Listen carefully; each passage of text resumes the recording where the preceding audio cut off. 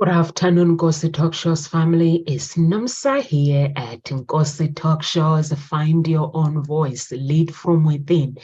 With me today, I have Dr. Biget. How are you, Dr. Biget? I'm doing well, Numsa. Thank you. It's an honor and a delight to be with you all today. Thank you so much. Thank you so much. I appreciate you. And so our topic today is find yourself first, the key to successful relationship. So join us today, join me and Dr. Biget today as we go deep into the journey of self-discovery and its impact on our relationship, as we explore the importance of understanding ourselves and before connecting with others and unlock the secret to a more fulfilling life. So don't forget to like our pages and comment, and don't forget to subscribe to our channel. So over to you, Dr. Biget. When you saw this topic, what was on your mind?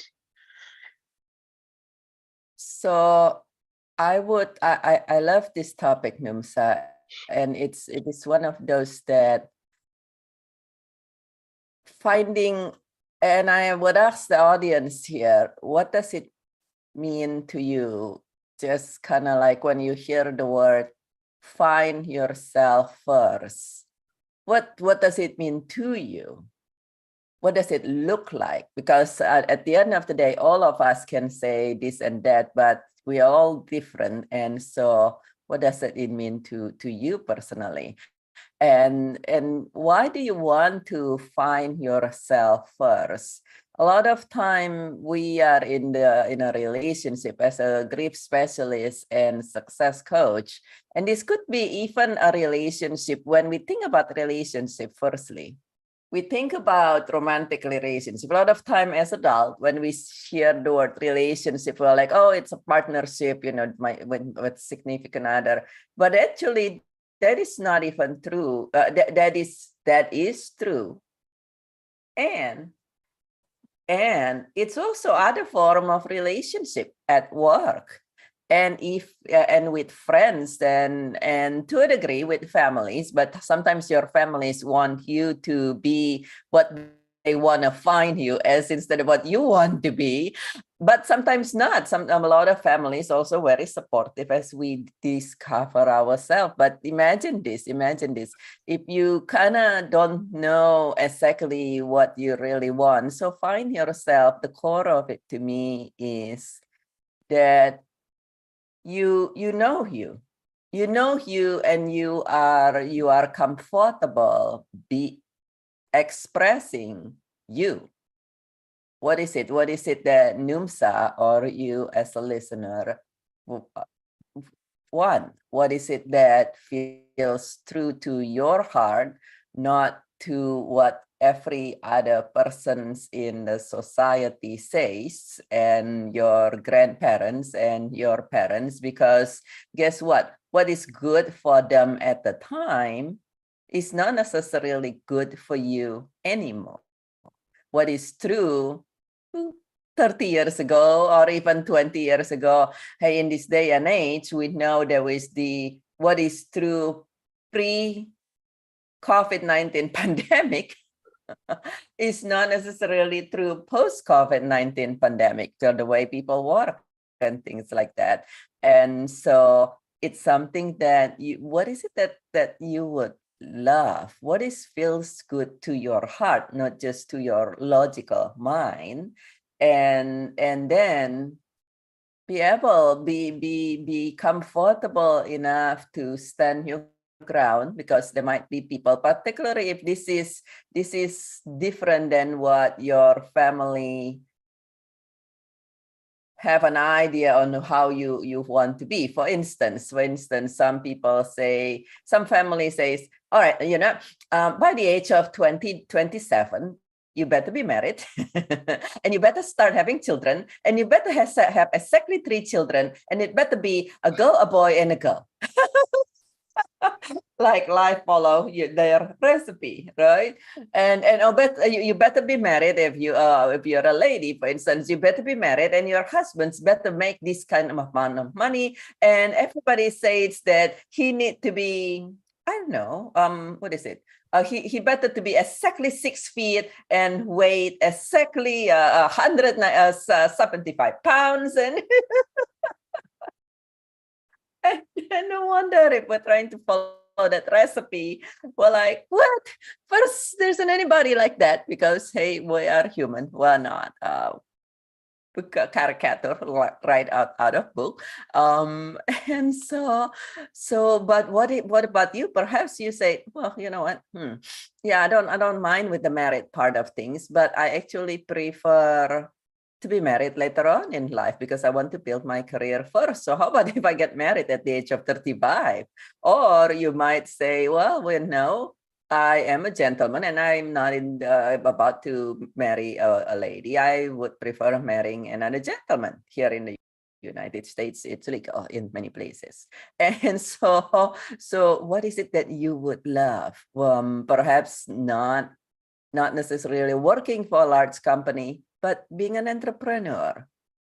So for me, finding yourself first is knowing what you would love, and be comfortable and firm enough to stay with what you love, and to allow it to be expressed in your life. I love that, Dr. Bickett, when you say finding yourself is knowing who you are as a person. And also you mentioned that is you mentioned it, that is what is true to be, what do you believe to be true about yourself. And some people, they believe like what you're saying, that they say, oh, I need to finding myself in order for me to be happy. I need to find like a 6-foot man, or this woman they described, the person that they're looking for. But then they neglect themselves, because once you work on yourself and you find yourself, self-discovery, you'll be able to, everything that you desire in your heart, you'll be able to find it, because you know yourself. And that's why it's important to actually self-reflect on your goals and your beliefs and your values, and understand how they shape your actions and decisions in life. Your identity, your true authenticity is very, very important when you actually look at your strength and look at your weaknesses. And if there's a part where you need to work on yourself, just work on yourself, and killing your egos as well. And also the confidence, work on your confidence, because if you want to get to be where you need to be, self-discovery, it will require you to know thyself. Once you know thyself, learn to get along with thyself. I think that's all I can say. Once you get along with you, then everything else will fall into place. You won't be able, when you meet a woman that does not align with what you're looking for, you are able to recognize that and move on. When you meet a man that does not align with what you're looking for, because you have discovered who you are, the key of successful relationship is working on yourself. The foundation. What's the foundation? What makes Nomsa? What makes Nomsa cry? What makes Nomsa love the things that she loves to do? What are Nomsa's values? What are Nomsa's beliefs? Do I have to compromise my beliefs to make my friends happy? No, I don't. It's good to have different beliefs. And it's also good to accept other people's beliefs, that this is who they believe. If you accept others and actually walk your path, I think that's very, very important, like what Dr. Bickett was saying, that when you actually, relationship as an umbrella at work, at home, with your spouse, if you understand what it means to discover yourself, then unapologetic, you have a good relationship. Let's say you're looking for love. Discover who you are. I'm a woman. I need to know my role as a woman. What's my role? What role do I need to play as a woman in that relationship? What kind of a man am I looking for? A man, when enters my life, a man has to have a vision. Where do they see themselves in 5 years with this woman? What kind of a movie they have in their head? For me, as a woman, my job is to make sure that that vision comes to reality, because I'm a mentor. As soon as I discover myself, a woman, she's a mentor in every situation. She mentors her friends, she mentors her husband, she mentors her family. She does not destroy. That's what makes us women. We're very, very intelligent. We have power. When we walk into the room, somebody has to feel the energy of, oh, okay. The connection, we connect. If the energy is miserable, that's how people are gonna feel. So I got to understand what makes a woman, what makes a man. Once you understand your role on earth, what are you meant to be, then you are good to go. For me, I know my role as a woman, what I need, but before I didn't know what I meant to be. So if anyone wants me to go deep, what is the role of a man? What is the role of a woman? I can do that. Maybe we can do that with Dr. Biggett on the second video. So I can actually go deep and explain what does the role of a man is, what is the role of a woman is, so we don't get confused. When we walk, finding ourselves, find self-discovery, because when you discover yourself, there is no going back. You are able to unapologetically choose people that you want to let them in, like Jesus. Jesus says he's got commandment, 10 commandment.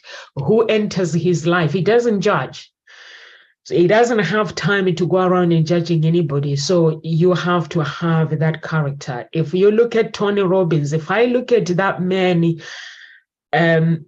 everything he does, like his Jim Rohn, what he taught him, he actually taught him the character from the Bible. And he had to memorize the Bible scriptures the way he says he had to memorize the Bible so he can build his own character. And when he built his own character, then he was able to discover who Tony Robbins is, what Tony Robbins can tolerate, what he can't. And that helps him to build the person that he is today. Over to you, Dr. Biggett. Well, I would say one thing is very important. What you mentioned just now is, yes, you want to discover who you are, to know who you are. And then just as importantly, I said being comfortable, and you say to love who you are, to make friends with, to have a good relationship. The first relationship, many people come like, I want this relationship, I want that relationship, I want everybody at my job to love me and respect me, and I want my partner to be this way, and then you speak with them, they're like, I hate myself. You know what? I'm just so stupid. I hate myself. And it was I do a lot of I do weekly free grief chat, and one of the person came because of life changes, and the person's, yes, she's grieving from the life changes, but also back into it is, oh, I just hate myself. I've always hate myself. And this is just make me even more disgusted. And I thought, oh my goodness, your first relationship, many times many of us don't realize this. Your first relationship, and something that first relationship never die. Many of us don't even realize that. And so if your loved one is no longer here, whether they're still on earth physically or not on earth physically, know that your relationship really never die. And at the same time, it is something that for other relationship, there is a relationship with yourself. And that's apparently is here as long as you are here. And that is the most important relationship. Many of us not aware about this. You have a relationship with yourself, and your relationship, like everything else in life, there is a saying, how you do anything has how you do everything. Even it's behind closed door, even it's behind a smiling face. And so now if your relationship consists of disgust, not accepting, discomfort, upset, wish it's more here, wish it's more there, wish that the scale that you don't have to jump on the scale on every other basis, wish your tummy is this way, wish your hair is that way. Anybody that sounds familiar? I used definitely to be that way. Then it's a relationship, like Numsa said. If you already been trying to change that relationship, then perhaps you just want to consider support such that you are happy with your tummy and your weight and your skin and your hair and whatever it is, and who you are and what it is that you love. Because sometimes we say, well, I was speaking with a friend actually, and she said, you know what, is it really wrong? I love to be with people and this and that, but the way I work is in such a way that I don't particularly want to live with somebody. I wish I can marry somebody who has a house right next to me. And I said, well, then apparently you will meet somebody who would love to be with you and have a house next to you instead of with you. So you can wake up anytime, scream and run and do whatever that you would love to do. Or it's like, or a big house, like in the casita style, where it's in a certain thing in the center, everybody has a different wing. Is it wrong? I'm like, no, it's not wrong. If that's what you would love, so be it. Well, it doesn't matter what your grandmother says. I mean, that was like so many years ago, and it wasn't practical. And so that is something that you want to know, but also even more importantly than that, to be comfortable and to be happy and to have a good relationship with who you are moment to moment, because we change. Many people change. Before the pandemic, we used to say, you know what, this is what we love. Okay, everybody's work this and going to work and I'm happy as long as I can. Let's say you have children. I'm happy as long as I can do this and the children can be that. And then after the pandemic, people like, not really, not anymore. I like it this way. What do you mean working 8 to 6 every day? Yeah, I just realized how much I miss from my children's life. Not really. Now I want it this way. So moment to moment, you change, we grow. If you look at a plant, a tree, of what have you, now nobody's the same the way they are even 6 months ago, even 6 weeks ago. So be comfortable, have a good relationship with who you are at the moment that you are. What about what's your thought about that, Numsa? You're muted. You're saying, I love it when you say how you do anything is how you do everything. I think it's very, very important. And also you're saying we grow, people grow. And I think that's what self-discovery is about. When we discover our journey, we discover ourselves, it means we have to keep working on ourselves and keep working on what makes us happy as human beings. And you also and respecting ourselves and respecting our values as well, because if we don't do the things that we are meant to be doing and we become followers, There are some people who actually don't know their identity. So it's very, very important if somebody feels that there's so much information online on YouTube, so much. But if you were to take all of that information away, put it on the side, and actually sit down and look at yourself and how you view life, and look at yourself and just say, who am I? Ask yourself those questions. Who am I? Who is Nomsa?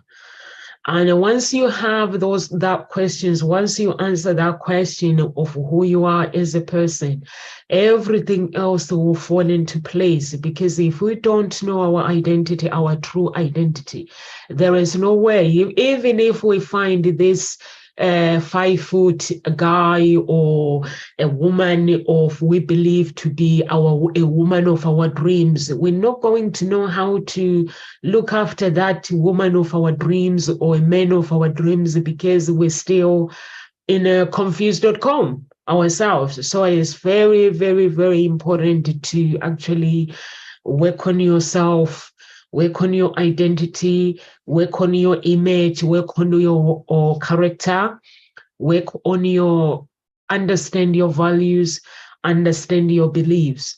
Once you do understand who you are as a person and get along with you, because you cannot, there is no way you can get along with anyone if you don't get along with you. People always say, I need to do this, when I go, I need to show impression. For me, to be the person that I am today, I used to think that I need to show impression when I go business event. I need to impress somebody when I go, maybe let's say for business meetings, I need to impress somebody. But now I'm realizing that I don't have to impress nobody.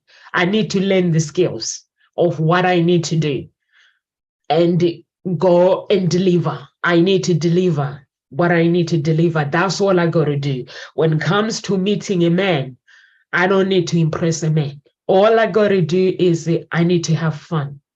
I need to go out with an attitude of I'm meeting this amazing person who is amazing inside out.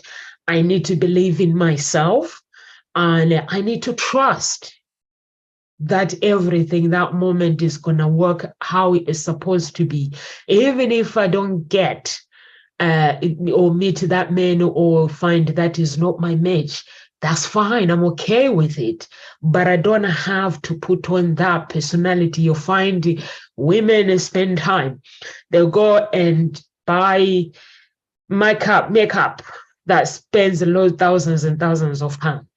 We go and buy high heels. We go and buy beautiful clothes, a fake hair, making sure that we look good on the outside. But we don't really do anything on the inside. We just want people to, the display has to look good. By inside, we are broken. So what if you were, somebody said something to me. She said, why do you think an ugly woman is married? The person, I don't know what ugly is, but what do you think a woman who, when you look at them, they are overweight? Because nowadays, a beautiful woman has to be size 6 or size 8. I don't know who told people that. Anyone who is overweight, apparently they are not beautiful. And he said to me, do you know why people that you look at them, you think they are ugly, they are overweight? Do you know why they get married? It's because they know who they are. Unapologetic, they know they are not ugly, but other people sees them as ugly, but themselves, they see themselves as they are beautiful, and they see themselves as unique. They see themselves as when they walk outside, they stand out, and that's what a man is looking for. You see a man like he is married to this woman, and you're like, what did this woman? That's what people say behind people's back, by the way, not me. I've heard people say, what did that man see in this? What did this woman see in this man? Do you know what? The woman saw something that she's never seen in any man, because that man knows exactly who they are. They know exactly. When you look at a woman who is beautiful, who is gorgeous, and the man is just, you think the man is ordinary, but that man is not ordinary. Inside, the man is unique. Inside, the man has worked out who he is as a person, and he knows what he wants. He will go and get it. And that's why you see people like people beautiful, you see well-educated women, beautiful, they're not married because they're still figuring out who they are. They are using their education to say, I'm well educated. I ain't gonna just go out with nobody. That's why you're not married, because you're telling yourself I'm well educated. How the universe works? The universe works like this. If I have a PhD, God may not connect me with anyone with a PhD. He might connect me with somebody who's got some college qualifications. But that person that has some college qualifications, they have a billionaire mindset. They work hard, they learn the skills, they have everything. Imagine you're busy looking for somebody who has PhD. But God has put this person who has college qualifications, who's very clever and very smart, who can help you to be a billionaire. But you're busy saying, you know what, I'm well educated. That's how life is. Life is a game. So as long as you work out what you want in life, and you have to work out how life works. Angels comes in so many ways. So that's why for me, I don't judge anyone. Anyone that comes in my life, I always stop. I want to know their assignment. What's your assignment? I don't ask them, but in my heart, I'm like, God, show me what's their assignment. Why are they in my life? And that's why you find that people, they go into places, their life goes to different levels because they know what they want. Over to you, Dr. Birgit. Do you know what you want in life? Actually, it is your story. Actually, you said once before that your spouse that you're dating now is somebody that you wouldn't actually go for. When you look at him before, you'll be like, oh, he's a player. He goes to the gyms 24/7, 7 days a week or 5 days a week. He's a player. But when you decided you were not going to judge the guy or judge anyone, that's why you found him. Exactly. I was laughing at that because and it's very true. It's a lot of time people say, oh yeah, you better have a doctorate degree or a master or this, and then of course you better have be with somebody who has this degree and qualification. All good and very important if you're trying to hire someone. Now, if you have you own a business, you are a supervisor or something, and you are in the human resource department and you're hiring somebody for a work, absolutely, there is qualifications. You cannot hire somebody to be a doctor if the person do not have a doctorate degree and have licenses. If it is a clinical practitioner, you must have that. So you definitely, if it's a relationship at work, that's very true. But if it is a relationship at home, even as friends, then is it wrong to hang out with somebody particularly if let's say you're a physician and you hang out with other physicians? Of course, sometimes you discuss things that people don't know. For instance, my background is in veterinary and oncologist. We talk about certain things that nobody even understand because each occupation has a lingos. And this and that. But as you said earlier, well, why is that person married? She seems to be so, for some people, so ugly. I mean, firstly, what is ugly? beauty is in the eyes of a beholder, right? And so it's if you even look at the history of beauty, at some point it was this way. And then if you look at the paintings usually is a depiction, the media is printed media.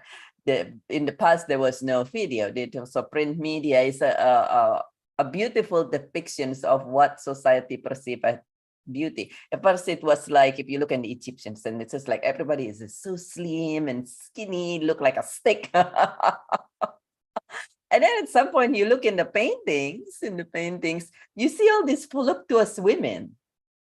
Everybody notice this in the painting in the Middle Age? And then for some reasons, probably because of the lack of food and a lot of other things, and I don't know anybody ever think about this, but there was not a lot of food abound during the wartime, in the 30s in the United States during Depression time, and then another war.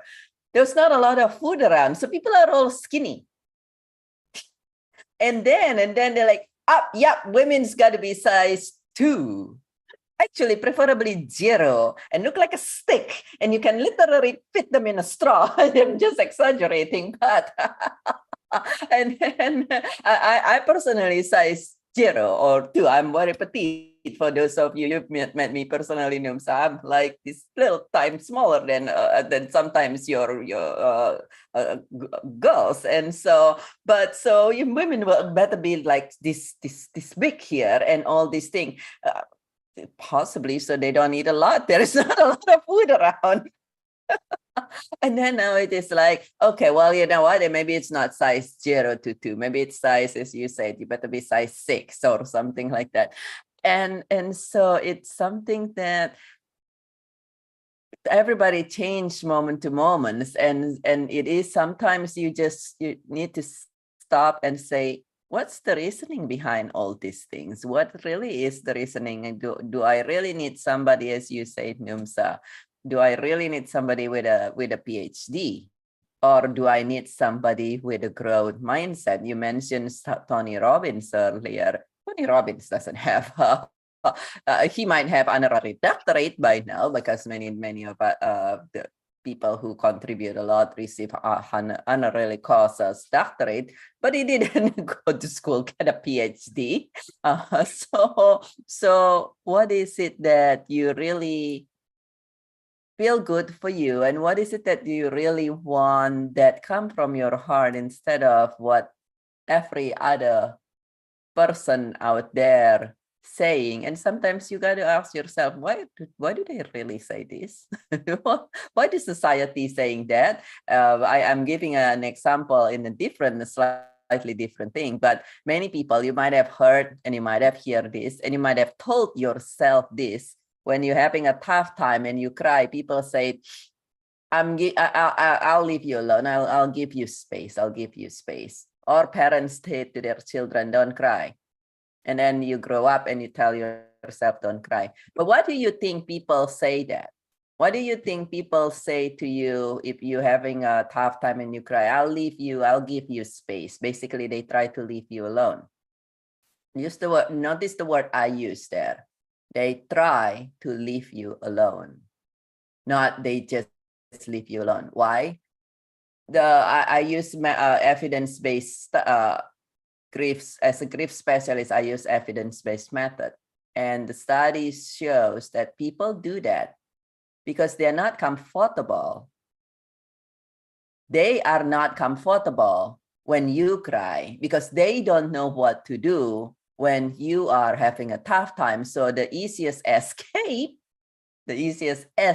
for them is to say, I'll give you space, I'll leave you alone. Boo, get me out of here right now. And so wonder why people say, it was everybody got to be skinny. Now everybody got to be this size, and everybody has to be this way. And in the past, if you look at for family structures, even in Asia nowadays, you better be doing this, and then you better get married, and then you better stay at home and take care of and then in certain society nowadays, in many Western society, you better get the heck out of the house and then get married first. Don't you get married and stay in the house, right? So what's the reason behind that? And ask yourself what feels good for you. I really love that, Dr. Biggett, why you're saying that people believe that a beautiful woman has to be size 0, size 2, whatever that is. For me, I think beauty comes from the inside. What's on the inside of you is greater than what's on the outside. Because if you're beautifully inside, it means whatever you're going to attract anyway, you're going to attract the woman that you believe that aligns with what you are looking for, whether they are like a supermodel or whether whatever that woman is. If you really, really love yourself and accept yourself truly, and your desires will be met. And you won't be looking for a woman because of how they look. You won't be looking for a woman because God will just connect you with that beautiful woman. God will just connect you with that business connection that you are looking for, that you desire, if you work on yourself. And I've tried it myself. Before, I didn't have the skills. I knew what I wanted, but I didn't know what I needed to do. And all I did was maybe find the special person I needed to qualify men with how much they earn, what kind of car they drive, what kind of a house they live, all these things. I had all these things in my head that this is what I should qualify a man. But the moment I said, you know what, I need to work on myself. I need to discover who Nomsa is. What's my purpose on earth? And once I changed my mindset and my values and working on my values and mostly focusing on me, what makes me happy, and things changed. Because at that moment, I wasn't actually looking for this man, looking for the man that was this. I was actually looking for a man that is going to complement the person that I wanted to become. Because I don't like people controlling my life. My parents never control me. So in a relationship, I believe that when you meet a man is an architect. He comes in with his dreams. A man is a provider for his family. A woman, she's a provider for her family. A woman, she's a mentor. And a man is a cultivator. A man is a teacher. He teaches his family, like myself and my children. A man enters my life. They need to motivate me and actually help me with their vision. This is how the man sees his wife and his children. They need to motivate me to become that beautiful person that I want to become, not to actually tell me that I'm not good enough. And a woman does the same. A woman, she gives life. She's an incubator. And even if some women, they choose not to have children, it's still okay. They are still in God's eyes, a woman is still being seen as somebody who gives birth to life. So that means a woman is intelligent. That means a woman has power. That means the woman has to walk with wisdom. If a woman has some talking problems, like let's say you're beautiful, you're educated, but then you get married, you have some talking problems. The man leaves work, he comes home. A home is like he doesn't prefer to go home. He prefers to go to the pub. That means there is a problem. A woman has some talking problems. If a man leaves his socks on the floor, when he comes back from work, leave the poor guy. Don't crucify him for leaving the socks on the floor. Just let him come down and tell you about his day. And then you can tell him later, honey, by the way, you leave your socks on the floor. Could you please take them to the washing machine? And not when he walks in, you tell him what he's not good at. Just let his home be a home where he feels safe. Even a woman as well, when she goes to work, She comes home, a woman, some people have children. And nowadays, what I like about nowadays, men are deciding to be a stay-at-home daddies, which is something that is unusual. It's something that is a gift for children because mostly daddies are working. So if a dad decides I'm going to stay at home, I think that's beautiful because it's something different. If they can afford it, if a woman earns more money and a man decides, you know what, or even they say, you know what, a man decides, I'm just going to stay at home and look after the kids. You go to work. And then when they're older, I go back to work. I think that is beautiful because that means that man has a vision. That means that woman knows exactly what they want in life, the vision they have for the family. Like what Dr. Biggett was saying, when you get married or when you have a relationship, you don't have a relationship with the whole society, or you don't live based on your family or your friends. Your friends have to accept you, the person that you're becoming. Your family have to accept you, the person that you are becoming, not trying to change you to be something that you are not. So I think that is very, very, very important what Dr. Biggett was saying, because it helps us to be the person that we are meant to be.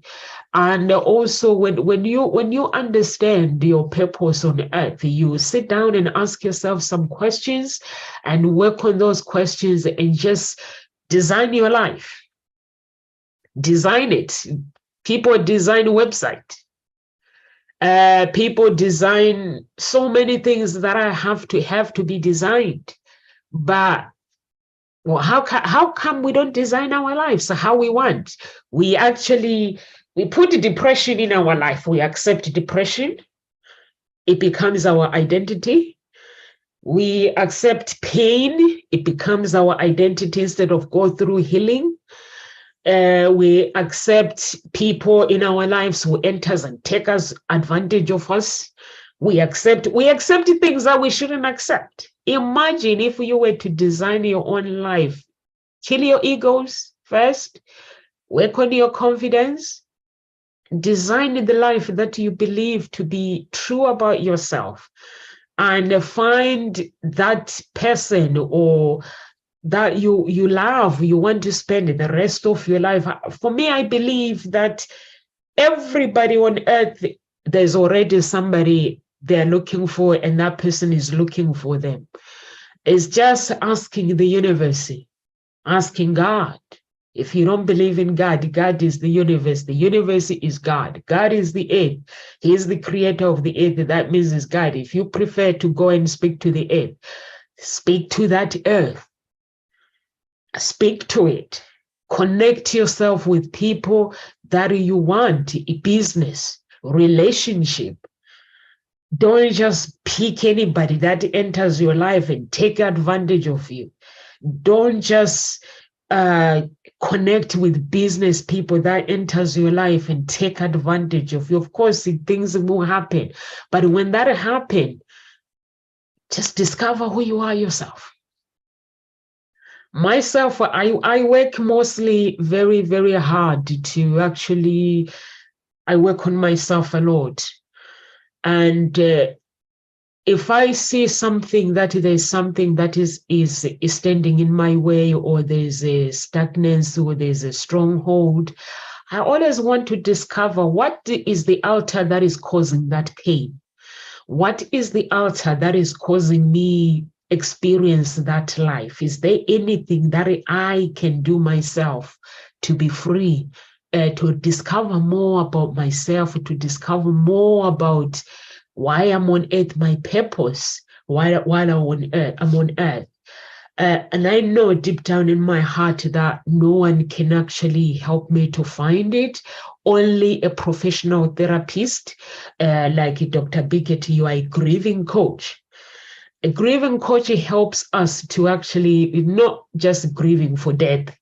We grieve every day. Like Dr. Biggett, my website is not working.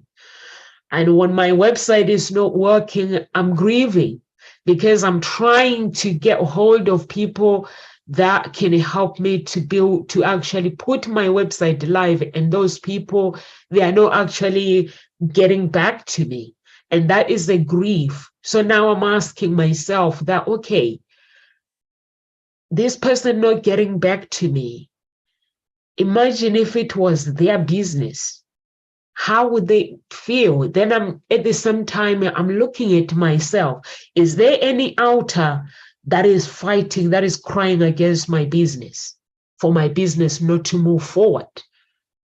So all those things, that's what I'm looking at. There must be an altar that I don't know, maybe I have raised myself, or maybe somebody has raised that stronghold altar that is crying against Hope Springs Eternal Introduction Agency. So I'm not just looking at to blame anybody. I'm just looking at all around myself. My Christian people understand what I'm talking about when I'm talking about altars and stuff. There are altars that we raise ourselves. There's evil altars where somebody will cry about your business, or maybe speaking death to your business, or speaking death to your marriage. People take gossip as a gossip, but it's no. Gossip is somebody who speaks death to your life. If somebody talks behind your back, or they do these things, the words are very, very powerful. Over to you, Dr. Biget. I love that you say that is very important. It's sometimes thank you for pointing that out. It is something that, two things, you definitely, some of us, as you discover yourself, it's not just what others and this and that, but what is it that I love how you said, design, not only you want to design your house, design of vacations. Most people put more time designing of vacations than they designing themselves. What is it that you want from you? If you were a garden, if you were a garden, a living garden, kind of like when people have garden, they design their garden. They said, I want this to be over there. I want a fountain over here. I want that over there. You know how much time people put in, or perhaps you yourself put in designing your garden and investing in your garden. That's your garden. What about you? What about you? Are you doing the physical garden because that's what in the magazine or the whatever you says? So design yourself and then design your life. Many people get it backward. They design their physical thing and then they try to design their life based on the physical things that's already there. And then they try to force themselves to fit in there. Think about it this way. So you, let's say, have an octagonal thing from the society, or the society have this everything come in a box. So you have a square box from the society. And then you try to design your life to fit in there, which you happen to have hexagonal things, which is a six-sided things. Well, then you're like, some things just don't fit. There is gap there, there's gap there, there's gap there, and there's gap there, which for many people, it becomes a reason for stress. And then you try to fit yourself in that square box, in the hexagonal things that you have already created. And you happen to, like many of us, are not even a solid form, because sometimes we are not sure and we're kind of like spilling all over. And if you are nothing in this world, if you look at plant, trees, what have you, nothing is exactly certain shape. So you're like, oh, I don't exactly fit here, even in my own box that I created for myself. And then you become more stressed and discouraged and feel discomfort. And then that's when the internal dis-ease become a physical disease, as the late Bob Proctor often mentions. And so what is it that you want to design for you? Who are you? who are you? Ask yourself there. Many times I once read a book that's really great. It says, ask yourself this from time to time. What is your name? Where do you live? And who are you? And many times, yes, you might answer automatically if I ask you just like that, but then just allow yourself some time and ask yourself that again and again. What's your name? Where do you live really? And who are you? And then when you discover, back to this, who you are, and you have designed who you love you to be, then you go, like Numsa says, from inside out. You start designing your life and everything else is, and it will flow a lot easier. And yes, it is sometimes when you discover who you are, then who your family, your society, your everybody else has been telling you, it is a form of loss. I work with people many times who says, for instance, I grew up in certain church and I don't feel like I belong in there anymore. And that's a form of loss. We have the word intangible loss.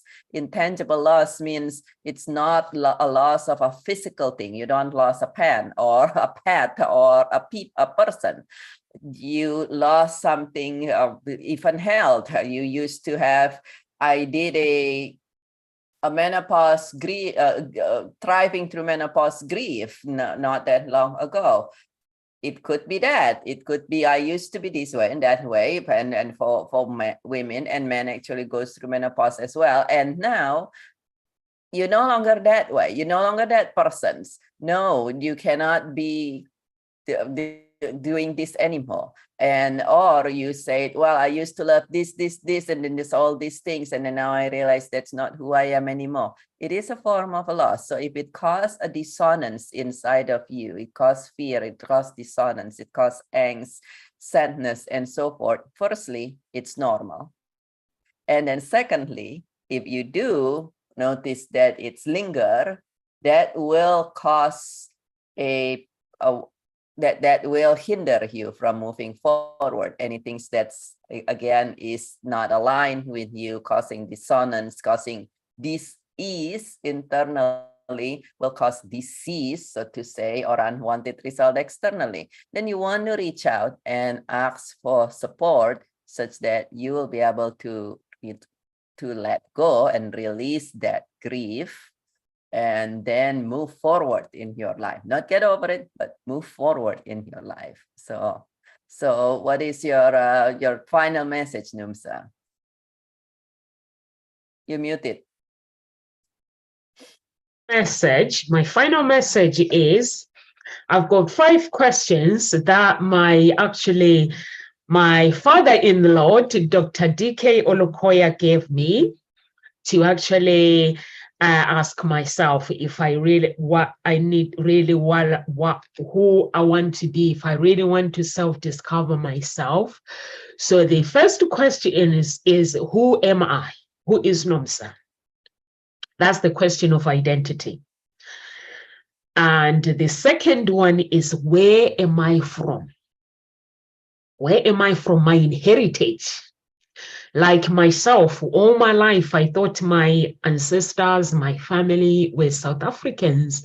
If you were to ask me, I'll tell you my family are South Africans. I am South African.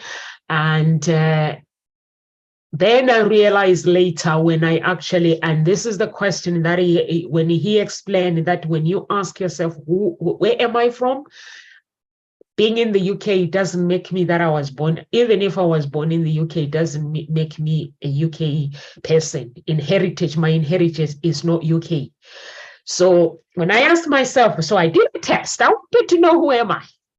So my test came back saying half Nigeria, half Kenyan, and South Africa. So when I start looking at my heritage, so I was like, okay, so I'm half Nigerian, I'm half Kenyan. And my grandmother on my daddy's side, that we thought she was South African, she's from Germany originally. And everybody that I thought they were South Africans, they're not. They are actually coming from their inheritage. So I said, okay, I'm going to accept my inheritage. Now my mindset changed completely. So if I'm half Nigerian, if I'm half Kenyan, that means me and my family, we need to speak business, because Nigerians are very clever and very smart. So I look at my granddad, I was like, yeah, that's where he comes from. My granddad was very, very rich, very, very smart man, and very, very quiet. He had his own personality. None of his family are like him, who he was. He was an amazing person. When he died, his wealth died with him. So, but I am going to be the first person in my bloodline to retrieve that.